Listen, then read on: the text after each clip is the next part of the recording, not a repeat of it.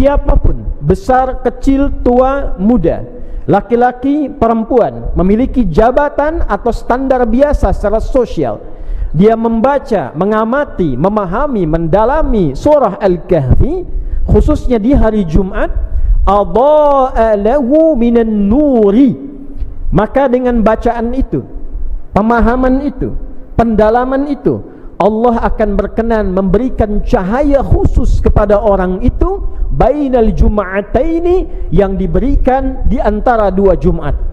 Siapapun yang mengamalkannya, siapapun yang mempraktekkan ayat-ayatnya sesuai dengan kebutuhan hidupnya, maka Allah berjanji mengangkat hidupnya dalam kemajuan, kecerahan, dan peradaban-peradaban terbaik dalam kehidupan.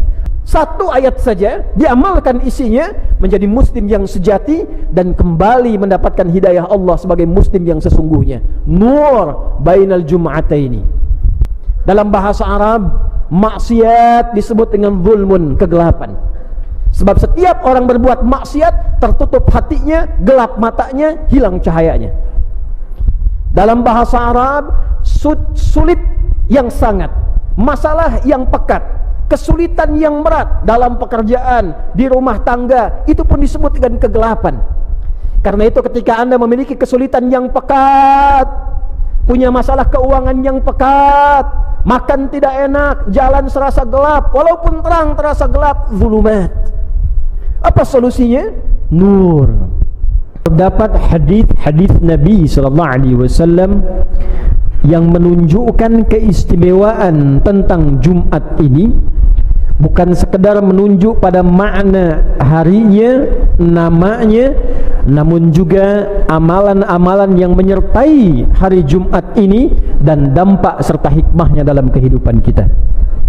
Di antara amalan yang istimewa, yang hikmah amalan itu dapat memberikan cahaya setiap pekan bagi kehidupan setiap umat Islam, tersebut dalam satu hadis Nabi SAW, didokumentasikan oleh Imam Al-Hakim An-Naisaburi dalam kitabnya nomor hadis 3392, tersambung sanadnya pada sahabat mulia Abu Sa'id Al-Khudri radhiyallahu ta'ala anhu dari Nabi sallallahu alaihi wasallam qala haddatsana qala Rasulullah sallallahu alaihi wasallam, man qara'a suratal kahfi fi yaumil jumu'ati adha'a lahu minan nuri bainal jum'ataini. Nabi SAW pernah menyampaikan satu amalan terkait dengan Jumat. Man qara'a, siapapun yang membaca. Man ismun mausulun yadullu 'alal fardiyatil 'ammiyah. Kata sambung konjungsi menunjuk pada subjek, terkadang objek. Jadi ketika kita ditunjuk oleh Nabi sebagai objek, tapi diangkat status kita menjadi subjek untuk mengerjakan satu amalan. Apa amalannya ya Rasulullah? Qara'a surat Al-Kahfi fi yaumil jumu'ati, yang membaca, mendalami surah Al-Kahf di hari Jumat. Jadi ada hadis-hadis terkait dengan fadilah surah Yasin, ada hadis-hadis terkait dengan surah Al-Kahf. Siapapun, besar, kecil, tua, muda, laki-laki, perempuan, memiliki jabatan atau standar biasa secara sosial, dia membaca, mengamati, memahami, mendalami surah Al-Kahfi, khususnya di hari Jumat, adha'a lahu minan nuri, maka dengan bacaan itu, pemahaman itu, pendalaman itu, Allah akan berkenan memberikan cahaya khusus kepada orang itu bainal jum'ataini, yang diberikan di antara dua Jumat. Artinya jika ada yang membaca, memahami, mendalami di Jumat ini, Allah akan berikan nur kepadanya sampai Jumat depan. Di Jumat depan dia baca, diberikan lagi nur sampai Jumat berikutnya. Hadisnya status sahih dan diriwayatkan bahkan oleh Imam Al-Hakim An-Naisaburi dalam kitabnya Al-Mustadrak. Al-Mustadrak artinya yang disusulkan derajat kualifikasi hadisnya pada standar Al-Bukhari dan Muslim. Imam Al-Bukhari menghimpun hadis, standarnya ketat. Tidak semua hadis bisa dihimpun. Beliau meninggal, muridnya Imam Muslim dengan standar Imam Al-Bukhari menghimpun hadis kembali. Imam Muslim tak mampu menghimpun seluruhnya. Beliau meninggal, maka muncullah Imam Hakim An-Naisaburi dari Naisabur, mengambil syarat keduanya, mencari hadis yang belum dikumpulkan keduanya dengan syarat Al-Bukhari dan Muslim, maka diberi nama kitab yang disusulkan Al-Mustadrak, nomor hadis 3392. Di antara hadis dengan status sanad sahih setara dengan Al-Bukhari dan Muslim adalah hadis yang disampaikan tadi dari Abu Sa'id Al-Khudri radhiyallahu taala anhu. Hadirin rahimani wa rahimakumullah. Ada apa dalam surat Al-Kahf? Mengapa diberikan nur? Apa itu nur? Hadirin, nur di dalam Al-Quran disebutkan sebanyak 45 kali. Seluruhnya disebutkan dalam bentuk kata benda, bahkan menjadi nama satu dari 114 surah dalam Al-Quran. Surah ke-24, surah An-Nur. Dari 45 penyebutan kata An-Nur ini, dibagilah oleh para ulama setelah pendalaman, pemaknaan, pengkajian menjadi 12 kualifikasi makna. 45 penyebutan menunjukkan kepada 12 makna. 12 inilah yang dimaksudkan cahaya yang diberikan kepada orang-orang yang membaca surah Al-Kahf, memahaminya, mendalaminya, memaknainya dan mengamalkan isinya, maka dia akan mendapatkan 12 cahaya ini dari setiap hari yang dia bawa, setiap pekan bertemu ke pekan berikutnya. Apakah 12 cahaya ini? Durasi khutbah yang sangat singkat ini kita ambil 1 atau 2 cahaya dari 12 yang dimaksudkan. Hadirin rahimani wa rahimakumullah.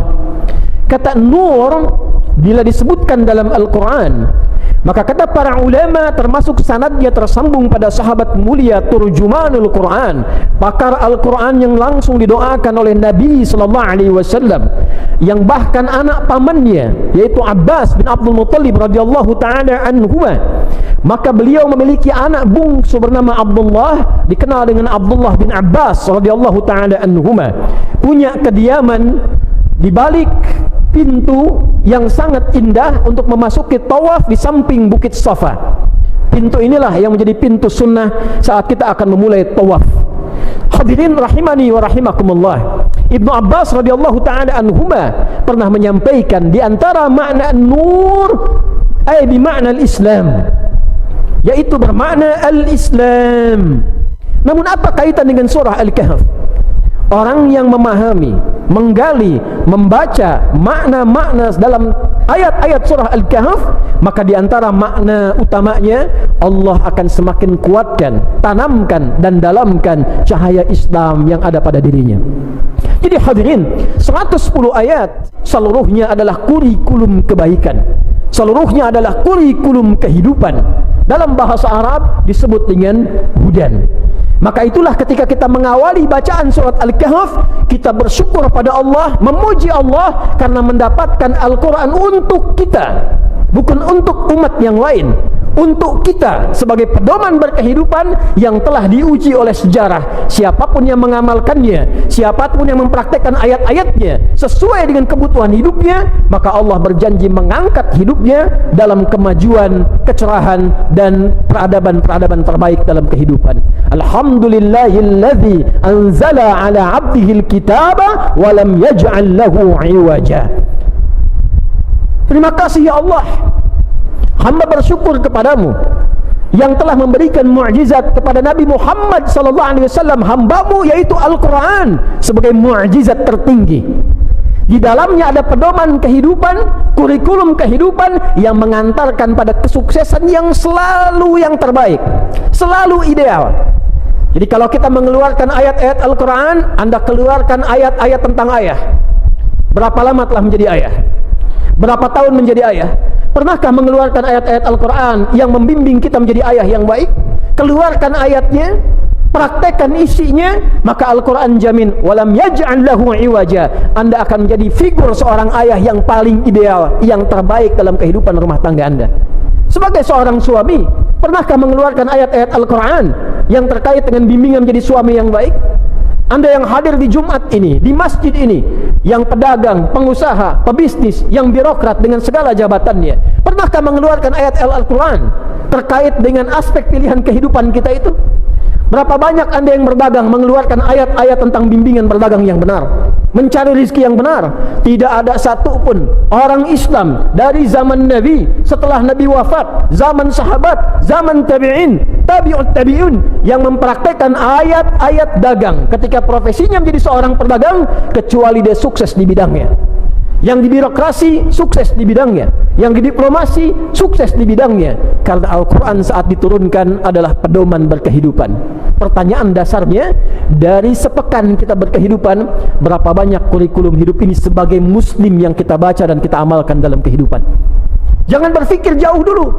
Sebagai muslim, bagaimana menggunakan lisan kita, bagaimana menggunakan mata kita, bagaimana menggunakan tangan kita, bagaimana menggunakan kaki kita. Hanya orang Islam yang punya kitab dalam Qur'annya, yang membimbing pemeluknya, yang membimbing orang Islamnya bagaimana menggunakan tubuhnya dalam kehidupan. Ketika kita mengatakan lisan, apa fungsinya? Orang yang tidak kenal Quran hanya akan mengatakan lisan fungsinya untuk berbicara, mulut fungsinya untuk berbicara. Silahkan kita lihat lagi ayatnya. Bahkan Quran bukan hanya mengajarkan pada kita fungsi lisan untuk berbicara, tapi membimbing bagaimana cara lisan itu mesti berbicara. Ya ayyuhalladzina amanu la yaskhar qaumin min qaum la yaghtab ba'dukum ba'dha. Hai orang-orang Islam yang telah beriman, sepanjang kaum muslim, maka gunakan keislamanmu, gunakan imanmu untuk membimbing lisanmu, hanya berkata yang baik-baik saja.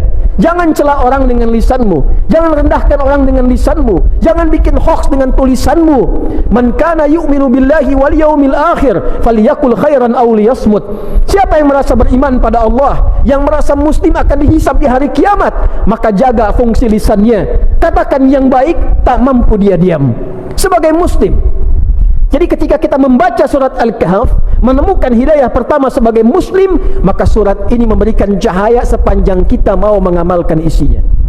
Dari sekian Anda, saya, kita yang membaca surat Al-Kahfi dalam Jumat ini, malamnya Yasin, siangnya Al-Kahfi, siapa yang menjadikan Quran dari hasil bacaannya di Al-Kahfi itu sebagai cahaya kehidupannya? Adakah di lisannya cahaya? Adakah di matanya cahaya? Adakah di tangannya cahaya? Adakah di kakinya cahaya? Jika benar-benar ada cahaya, tak mungkin kakinya melangkah ke tempat maksiat, tak mungkin kata-katanya keluar kata-kata maksiat, tak mungkin berdusta, tak mungkin berbohong, tak mungkin korupsi, tak mungkin dan tak mungkin berbuat maksiat. Nuran bainal jum'ataini. Satu ayat saja diamalkan isinya, menjadi muslim yang sejati dan kembali mendapatkan hidayah Allah sebagai muslim yang sesungguhnya. Nur bainal jum'ataini. Hadirin rahimani wa rahimakumullah. Yang kedua sekaligus penutup khutbah ini, dari 12 cahaya yang disampaikan di dalam ayat-ayat Al-Quran, jika disebutkan nur dalam Al-Quran, maka ia juga bisa berarti al-iman. Yang pertama al-Islam, yang kedua al-iman. Lalu para ulama mengutip contoh Al-Baqarah ayat 257, ketika Allah Subhanahu wa ta'ala berfirman, Allahu waliyul ladzina amanu yukhrijuhum minadh-dhulumati ilan nur walladzina kafaru awliya'uhumut taghut yukhrijunahum minan nuri ila adh-dhulumat ulaika ashabun nari hum fiha khalidun. Orang-orang beriman itu, orang-orang Islam yang yakin dengan Allah, yakin akan dihisab, maka Allah yang menjadi pelindung hidupnya, Allah yang menjadi walinya, Allah yang membimbing hidupnya. Yukhrijuhum minadh-dhulumati ilan nur. Dan dengan perlindungan Allah itu, dengan penjagaan Allah itu, ia akan selalu dibebaskan dari kegelapan berkehidupan menuju cahaya. Nur. Nur. Jadi standar hidup orang beriman itu, standar hidup orang Islam itu, kalau benar-benar dia membangun hubungan yang dekat dengan Allah, dia punya Tuhan Allah, dia punya pelindung Allah, standar hidupnya kata Al-Quran selalu terbebas dari kegelapan di hidup. Dalam bahasa Arab, maksiat disebut dengan zulmun, kegelapan. Sebab setiap orang berbuat maksiat, tertutup hatinya, gelap matanya, hilang cahayanya. Dalam bahasa Arab, sulit yang sangat, masalah yang pekat, kesulitan yang berat dalam pekerjaan, di rumah tangga, itu pun disebut dengan kegelapan. Karena itu ketika Anda memiliki kesulitan yang pekat, punya masalah keuangan yang pekat, makan tidak enak, jalan serasa gelap, walaupun terang terasa gelap, zulumat. Apa solusinya? Nur. Nur di sini kata para ulama diartikan dengan iman. Jadi sesungguhnya orang-orang yang selalu menguatkan imannya, orang-orang yang membangun kedekatan dengan Allah lebih, sebagai pejabat dekat dengan Allah, sebagai kiai ustaz dekat dengan Allah, sebagai pedagang dekat dengan Allah, pengusaha dekat dengan Allah, petani dekat dengan Allah. Apa janji Allah? Semakin dekat dengan Allah, semakin lekat dengan Allah, dibebaskan dari kegelapan-kegelapan hidup yang dialami. Jalan mendekat kepada Allah dalam bahasa Al-Quran disebut dengan takwa. Maka turun ayat-ayat takwa, diingatkan dalam khutbah Jumat, bukan sekedar formalitas, tingkatkan takwa, amalkan perintah Allah, jauhi larangannya. Tidak, saudara. Di dalam takwa ada solusi. Wa may yattaqillaha yaj'al lahu makhraja wa yarzuqhu min haitsu la yahtasib. Siapa yang mampu membangun hubungan lebih dekat dengan Allah, takwanya meningkat, maka kompensasi yang Allah berikan kepadanya dilepaskan dari seluruh kesulitan kehidupan dan diberikan rezeki bahkan dari sisi yang tidak dia duga. Wattaqullaha la'allakum tuflihun. Semakin dekat hubunganmu dengan Allah, semakin mudah kebahagiaanmu diraih. Wattaqullaha wa yu'allimukumullah. Semakin dekat hubunganmu dengan Allah, semakin ditambah pengetahuanmu. Jadi takwa meningkatkan pengetahuan, takwa mendatangkan kebahagiaan, takwa menghadirkan solusi, takwa bahkan mengirimkan rizki dari sisi yang tidak kita duga. Bagaimana cara meningkatkan takwa itu? Iman yang diperkuat. Itulah sebabnya kenapa setiap kali kita temukan kalimat takwa dalam Al-Quran, kita temukan pula kalimat iman yang mengiringinya. Ya ayyuhalladzina amanu, iman, kutiba alaikumussyam amalan kama kutiba alal ladzina min qablikum la'allakum tattaqun. Dzalikal kitabu la raiba fi hudal lil muttaqin. Setelah itu wal alladzina yu'minun, iman, takwa, iman, takwa. Kita singkat imtak, iman dan takwa. Kenapa penting meningkatkan iman? Supaya takwa lahir. Kenapa takwa itu penting untuk lahir? Supaya mudah hidupnya, dapat solusi, meningkat derajatnya, sukses dan bahagia dalam kehidupannya. Di surat Al-Kahf ditunjukkanlah kepada kita persoalan-persoalan kehidupan yang kadang butuh penguatan iman. Tidak selesai hanya dengan ilmu, tidak selesai hanya dengan kedudukan. Jadi jika Anda seorang pejabat, menterikah, sekjenkah, dirjenkah, atau jabatan-jabatan utamakah, sedang punya masalah, tak selesai dengan kedudukan Anda, tak selesai dengan kepintaran Anda, tak selesai dengan pengaruh Anda, coba dicek, barangkali ada bagian iman yang perlu dioptimalkan untuk menyelesaikan masalah kehidupan itu. Jika di rumah tangga belum cukup menyelesaikan masalah Anda dengan istri di rumah, harta sudah banyak, kedudukan tinggi, tapi masalah nggak selesai-selesai, coba dicek, mungkin bukan kurang tinggi kedudukannya, bukan kurang banyak hartanya, kurang meningkat takwanya, hubungan dengan Allahnya kurang. Termasuk masalah kompleks, bila di bangsa ini masalah tak usai-usai, tiap hari bertumbuh kembang persoalan, banyak masalah kompleks, ekonomi, masalah hukum, masalah politik, tak pernah tuntas, padahal yang pintar banyak, sumber daya alam banyak. Coba dicek, mungkin takwanya yang belum tumbuh dalam setiap anak bangsa ini. Walau anna ahlal qura amanu wattaqau lafatahna alaihim barakatin minas samai wal ard. Kalau Allah satu penduduk negeri mampu meningkatkan imannya dan takwanya kepada Allah, dibukalah pintu keberkahan di langit dan di bumi ini. Untuk menutup itu semua, maka dicontohkanlah persoalan-persoalan peningkatan iman dari anak-anak muda yang dikejar mempertahankan iman sampai ke goa, dan akhirnya dia membuka peradaban. Ada dua orang pejabat, satu kaya, punya pengaruh banyak, hartanya melimpah. Dari ayat 32 sampai ayat 44 itu berdialog dengan orang biasa yang punya iman, punya takwa. Apa yang terjadi? Dia bangga dengan jabatannya, bangga dengan kekayaannya, bangga dengan asetnya. Orang ini hanya berkata, bukankah semua itu Anda datang dengan tak punya? Siapa yang memberikan? Bukankah Allah? Akan lebih bagus bila harta ini disertai dengan kedekatan Anda dengan Allah, bila jabatan ini disertai dengan sujud Anda kepada Allah, bila karunia ini disertai dengan tawakal Anda kepada Allah, yang akan mengabadikan harta ini sampai Anda kembali kepada Allah Subhanahu wa ta'ala. Ternyata dia abai, dia bangga dengan jabatannya, dia bangga dengan kedudukannya, dia banggakan hartanya. Tiba-tiba Allah melipat keadaannya, hancur keadaan hartanya, habis kebunnya, habis asetnya, dan di akhir dia mengatakan, duhai, kenapa dulu aku tidak membangun hubungan baik dengan Allah? Maka Allah tampakkan dari mana asalnya dan kemana dia berakhir. Hadirin, itulah di antara dua cahaya yang kita tampilkan dalam khutbah Jumat ini, walaupun singkat namun mudah-mudahan padat, yang dengan itu diharapkan bagus membaca surat Al-Kahf. Setidaknya ada pahala dalam bacaan, tapi lebih bagus pahami setiap ayatnya, pahami setiap kisahnya, dan praktekkan dalam kehidupan kita, supaya kita mendapatkan bimbingan dalam setiap pekan Jumat ke Jumat, dan menjadi muslim yang sejati apapun status kehidupan yang kita bawa.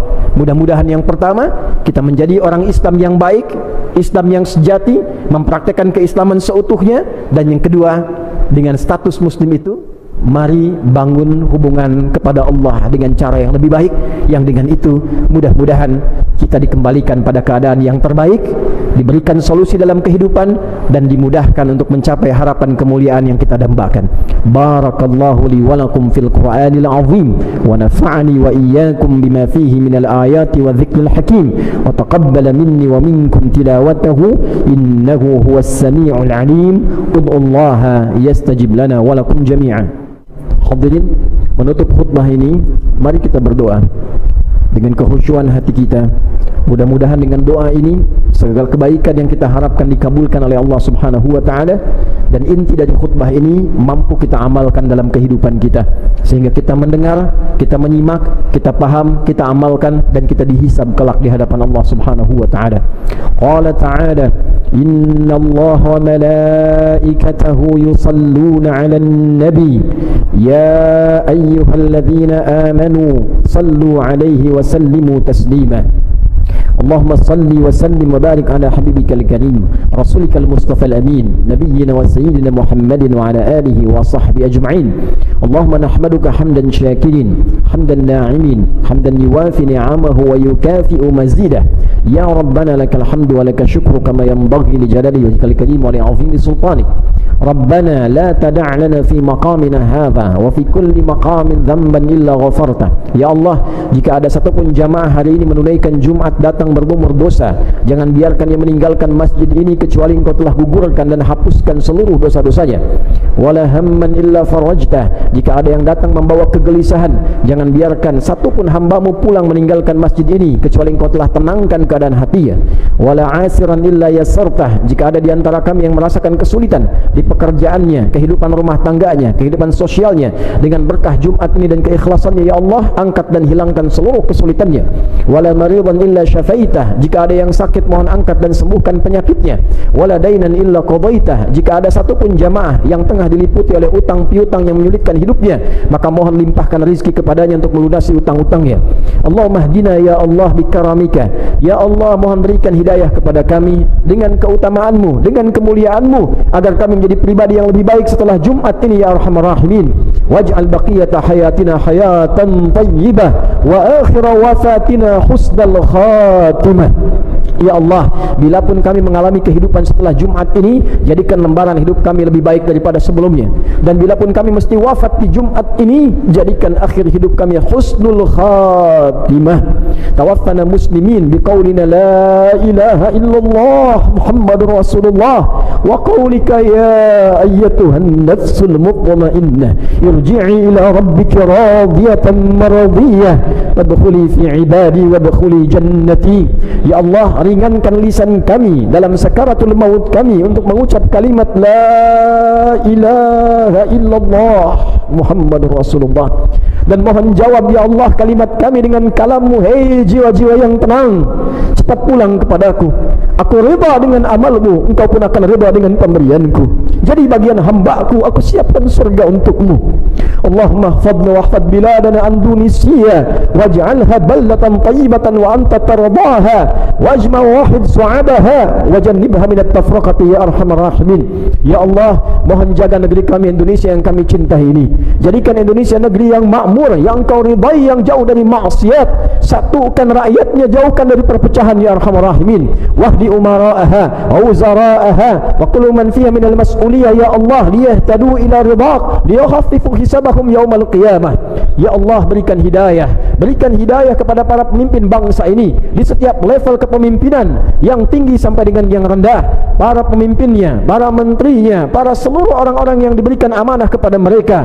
Berikan hidayah untuk memberikan kebijakan yang adil, yang akan meringankan hisab mereka di hari kiamat ya arhamar rahimin. Allahumma hfadh ulama'aha waj'alhum mukhlasin lakaddin. Ya Allah, mohon jaga para ulama kami, sehatkan mereka dan berikan hidayah pada mereka untuk berdakwah dengan ikhlas, menyatukan umat, menjauhkan dari perpecahan. Allahumma ya khairan nasirin, Allahumma ansur ikhwatana fi Palestin, fi Gaza. Allahumma ya Allah khaffif hisabana yawmal qiyamati an da'fina fi nusrati ikhwanina fi Gaza. Ya Allah, anugerahkan pertolonganmu ya Allah darimu saja kepada saudara-saudari kami di Palestina, di Gaza khususnya ya arhamar rahimin. Dan mohon ringankan hisab kami di hari kiamat karena kelemahan kami ya Allah dalam membantu saudara-saudari kami di Palestina. Allahumma barik hadzal makan wa hadzal masjid wa hadza wa man fihi ya arhamar rahimin. Ya Allah, mohon berkahi masjid ini, berkahi tempat ini, berkahi setiap tempat yang ada di tempat ini, dan siapapun yang menginisiasi, mengembangkan, bertugas di tempat ini, kementerian ini, dan jauhkan segala bentuk perbuatan maksiat yang tidak Engkau ridhoi yang berada di tempat ini ya arhamar rahimin. Rabbana atina fid dunya hasanah wa fil akhirati hasanah wa qina adzaban nar. Wa sallallahu ala sayyidina Muhammad wa ala alihi wa sahbihi ajma'in. Wa akhiru da'wana alhamdulillahi rabbil alamin. Ibadallah, inna Allah ya'muru bil 'adli wal ihsan wa ita'i dzil qurba wa yanha 'anil fahsya'i wal munkari wal baghi ya'idzukum la'allakum tadhakkarun wa la dzikrullahi akbar wallahu ya'lamu ma tasna'un. Aqimus shalah yarhamukumullah.